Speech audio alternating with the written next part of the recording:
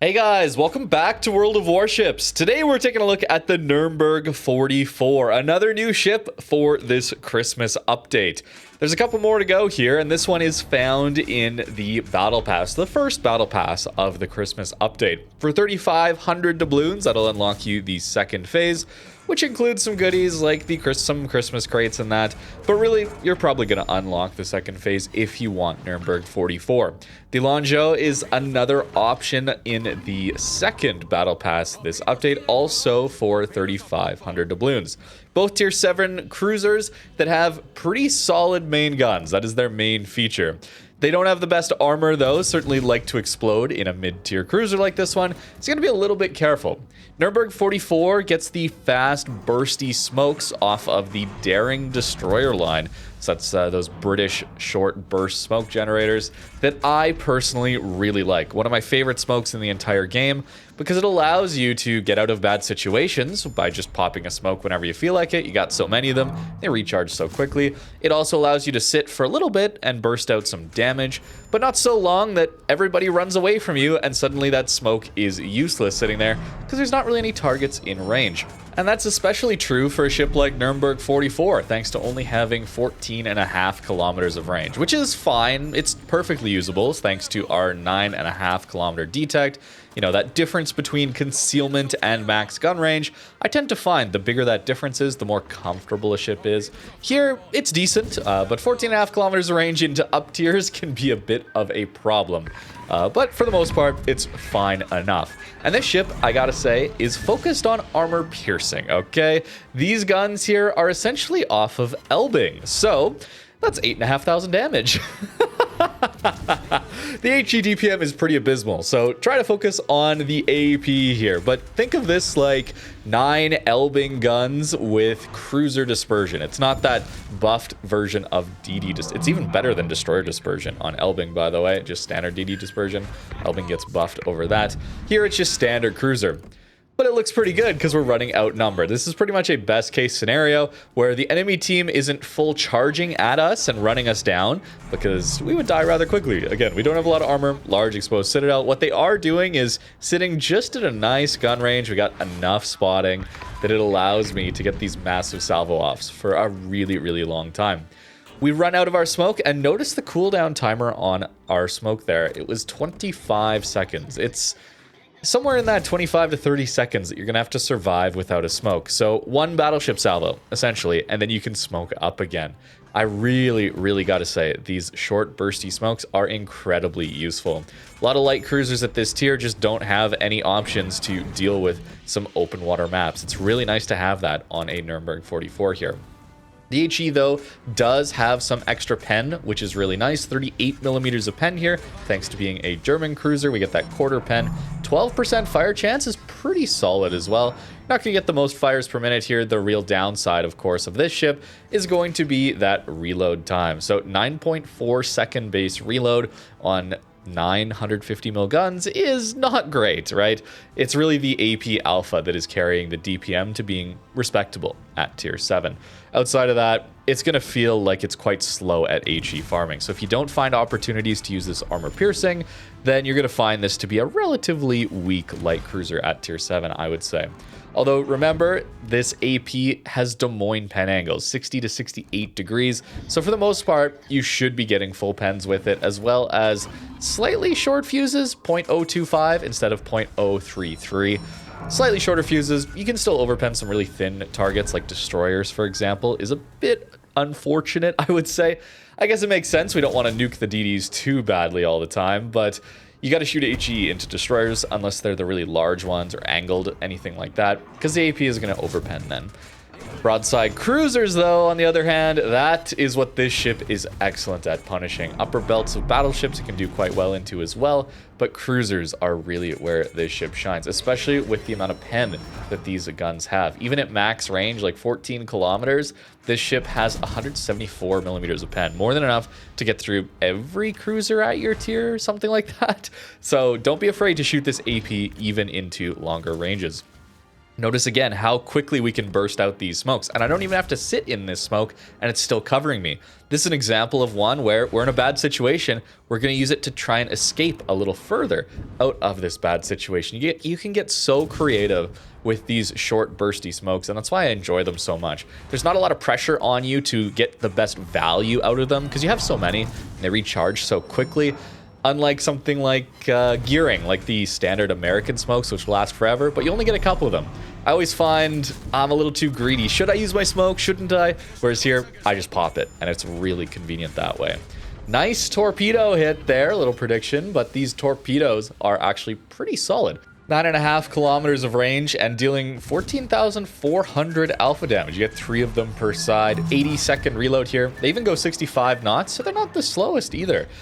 Very usable torpedoes. No stealth torping quite. I mean, it matches our concealment range at 9.5 kilometers. So if people are pushing into you, certainly there is some stealth torping opportunities there. But for the most part, send them into choke points, send them into gaps, or prevent people from rushing you. That's one of the main advantages of torpedoes on a cruiser.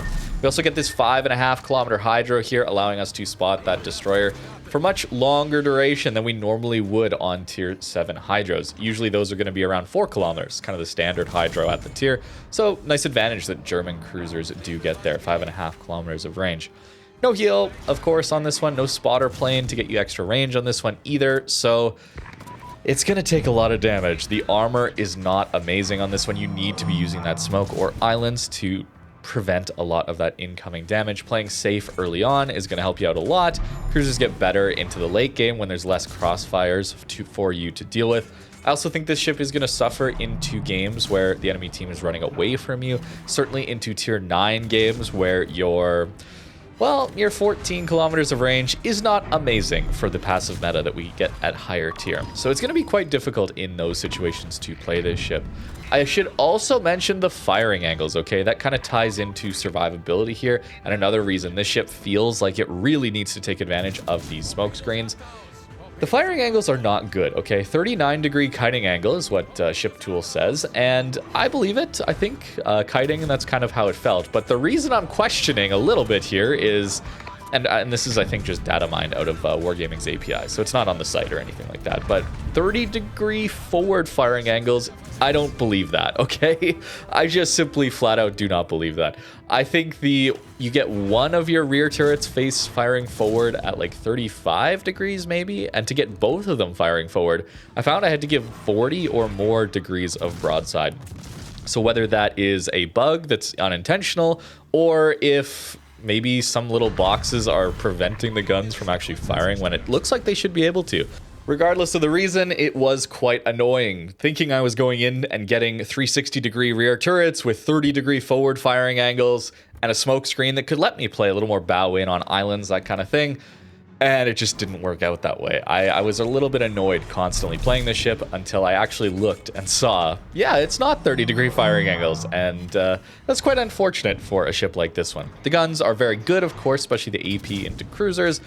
But it does make it really hard to play, of course. Light cruisers already aren't easy.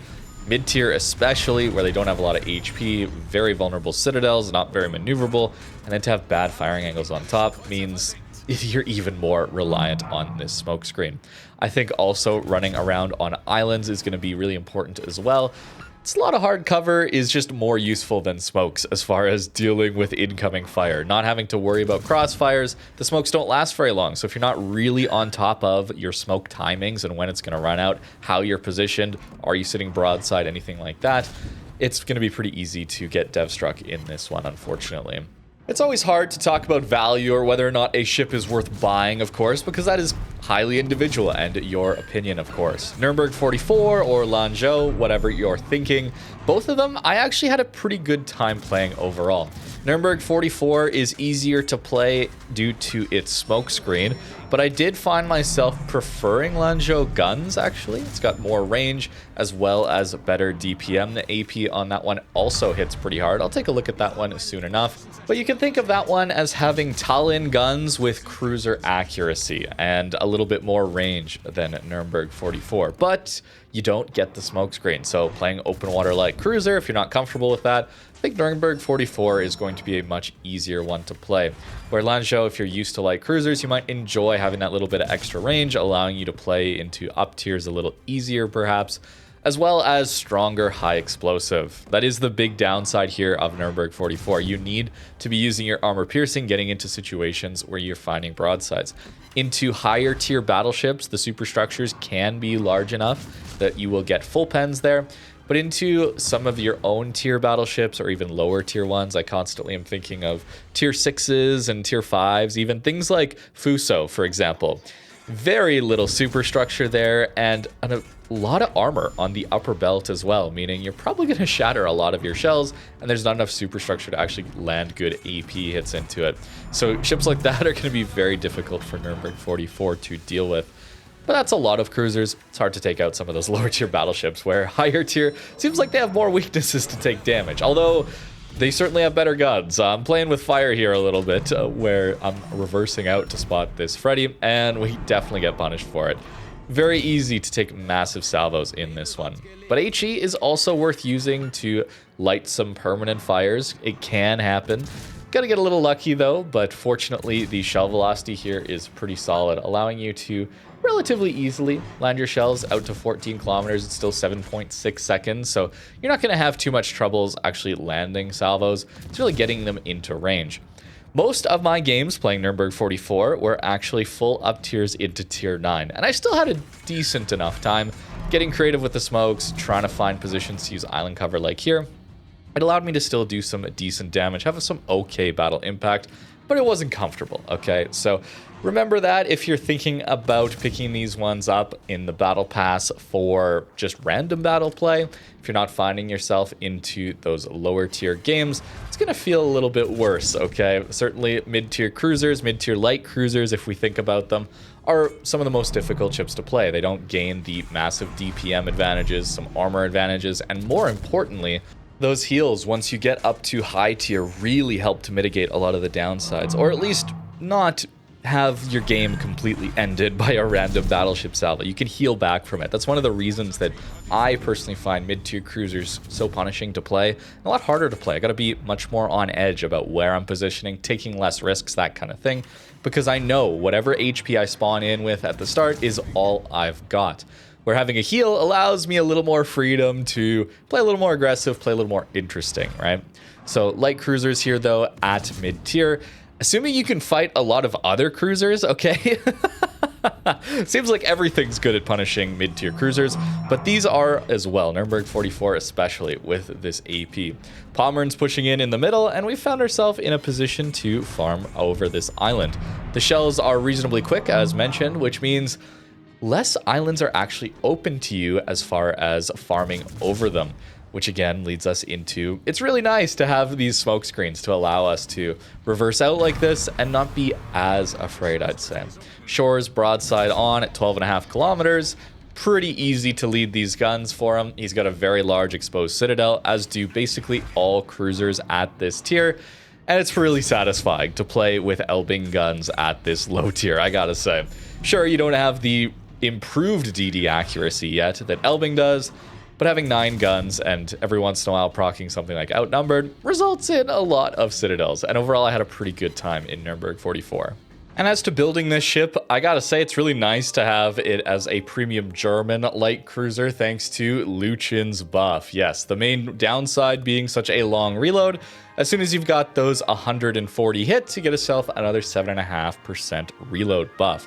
I have run a bit of a DPM damage focused build here, so not taking things like Superintendent, probably not a good idea if you're pulling Lutjens off of some higher tier ships like you might have them on Hindenburg, for example. You're probably gonna have Superintendent. Fortunately, the ship is so flexible that really just on a basic build, making sure you take Concealment, making sure you got things like Adrenaline Rush and Survivability Expert, and maybe even Gun Feeder. Those are the main ones that I would want. Otherwise, you can pretty much go wherever you want to. So really comfortable to be able to swap almost any of your German commanders over onto this one, and you're going to have a pretty good time.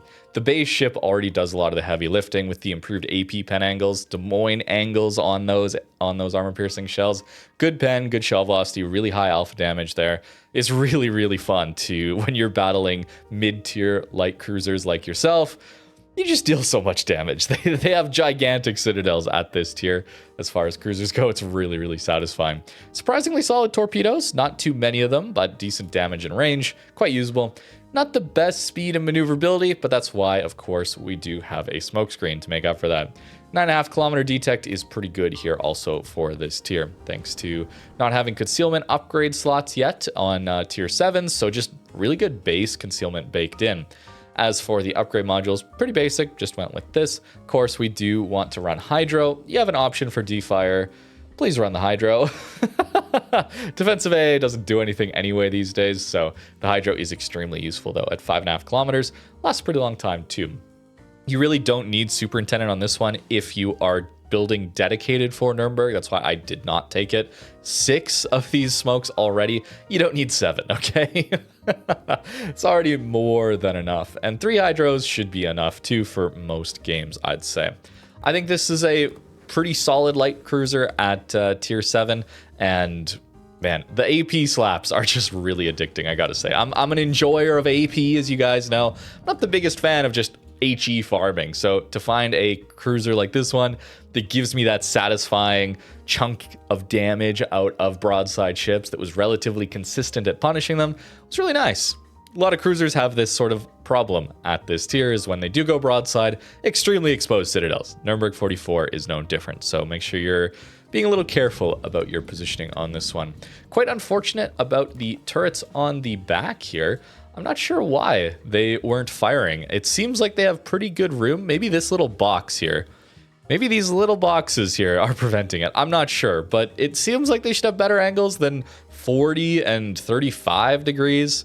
I don't know. Maybe that's just a bug on release and it will get 30 degrees. If so, that'll be a really, really nice improvement to this ship. Overall, pretty decent for a Battle Pass ship, 3,500 doubloons, not too bad, especially as you can earn it completely for free. Even if you haven't been playing over the last couple of updates, the amount of doubloons that they're giving away as part of that grand voyage event, more than enough to get yourself even both Battle Passes.